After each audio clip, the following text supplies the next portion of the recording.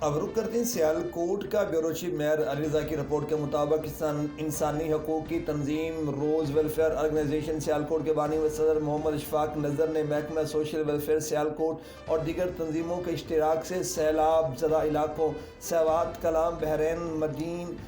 خیرون شاہگرام اور سنگرآباد دوش خیلہ لال کو کیدام چم گڑی لائی کوٹ گوریر اور دیگر علاقوں کا دورہ کیا اور مرد و خواتین میں راشن کے علاوہ سردی سے بچنے کے لیے رضائیاں اور کپڑے تقسیم کیے۔ دورے کے دوران مقامی تنظیم سادات کے سماجی رہنما سید ارشد علی المعروف خان لالا، سید بہادر شاہ، سید سعید علی شاہ